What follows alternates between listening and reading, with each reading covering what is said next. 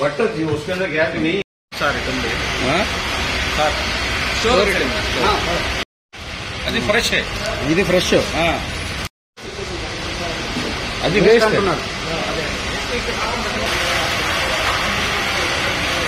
అండి.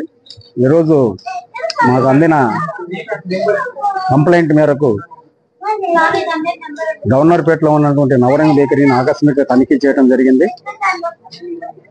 తనిఖీలో మాకు కొన్ని ఎక్స్పైరీ అయినటువంటి స్టాక్స్ కానివ్వండి, తర్వాత ఎలాంటి లేబుల్స్ లేనటువంటి బ్రెడ్స్ ఇట్లాంటివి కూడా ఇక్కడ కొన్ని దొరికినాయి. అవన్నీ సీజ్ చేశాము. అలాగే ఆ చికెన్ తయారు చేసినటువంటి చికెన్ కూడా ఫ్రిడ్జ్ లో ఉన్నది కూడా మేము చూసాము. దాన్ని వాడొద్దని చెప్పి దాన్ని పక్కన పెట్టించాము.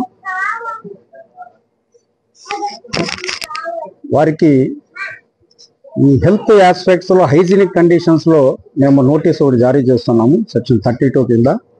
ఎందుకంటే ఫుడ్ హ్యాండ్లర్స్ ఎవరికి కూడా ప్రాపర్ హైజీనిక్ ప్రోటోకాల్స్ లేవు.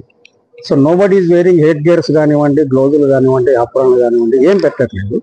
Now we'll verify the medical certificates కూడా వీళ్ళవి ఫిట్నెస్ సర్టిఫికేట్స్ ఏంటి వర్కర్స్ కూడా చూస్తాము. మాకు ఇచ్చిన కంప్లైంట్లో ముఖ్యంగా ఒక పురుగులు ఒక బ్రెడ్లో రావటము, దాన్ని మేము ఈరోజు ఇమ్మీడియట్గా ఆఫీస్కి వచ్చి ఆయన మాకు ఇవ్వటం మూలంగా ఈరోజు ఈ నవరంగ్ బేకరీని ఆకస్మిక తనిఖీ చేశాము. సో వీళ్ళందరికీ కూడా హెచ్చరికలు చేస్తున్నాము. ఇక్కడ ఉన్నటువంటి ఈ సీజర్ ఐటమ్స్ ఏవైతే ఉన్నాయో అవన్నీ కూడా జాయింట్ కలెక్టర్ కోర్టులో పెట్టుతున్నాము. సో వారికి తగినటువంటి శిక్షలు కూడా ఉంటాయని కూడా ఈ సందర్భంగా మనవి చేస్తున్నాము. వీళ్ళెవరికి ఆరోగ్యపరమైనటువంటి తర్వాత హైజీనిక్ కండిషన్స్ మీద ఒక ఫాస్ట్ ట్రాక్ ట్రైనింగ్ కూడా ఇవ్వాల్సిన అవసరం ఉంది. ఇట్లా ట్రైనింగ్ అయిన వాళ్ళు కూడా ఎవరు ఇక్కడ లేరనేది కూడా మేము గమనించాము.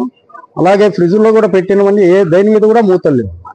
ఈ చికెన్ తయారు చేసిన చికెన్ కానీ దాని మీద ఎక్కడ మూతలు కూడా లేవు. సో ఇవన్నీ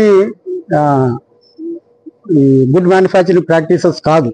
కాబట్టి దీని మీద కఠినంగా చర్య తీసుకుంటాము. ఆ తర్వాత దీన్ని జాయింట్ కలెక్టర్ గారి కోర్టులో కూడా కేసు పెట్టబోతున్నాము. అలాగే ఈ వీటి శాంపుల్స్ కూడా తీసి మేము ల్యాబొరేటరీ పంపించి హైదరాబాద్లో ఆ తర్వాత తద్వారా వచ్చినటువంటి రిపోర్ట్ బేస్ చేసుకొని మేము దీని మీద తగిన చర్య తీసుకుంటామని మీ ద్వారా ఈ సందర్భంగా తెలియజేస్తున్నాం. అలాగే విజయవాడ నగరంలో ఉన్న అన్ని బేకరీలు కానివ్వండి, అన్ని ఎస్టాబ్లిష్మెంట్ కూడా ఇది ఒక హెచ్చరికగా మేము చేయబోతున్నాము. ఇది మొదటి తప్పిదంగా ముందు మేము వదిలేసి రేపు మేము ఇచ్చినటువంటి నోటీసు 14 రోజులు టైం ఇచ్చేసి దాన్ని రెక్టిఫై చేయమంటాము. అవన్నీ చేసుకోకపోతే మాత్రము వీళ్ళ లైసెన్స్ క్యాన్సిల్ చేస్తామని కూడా మీ ద్వారా తెలియజేస్తాం. Thank you.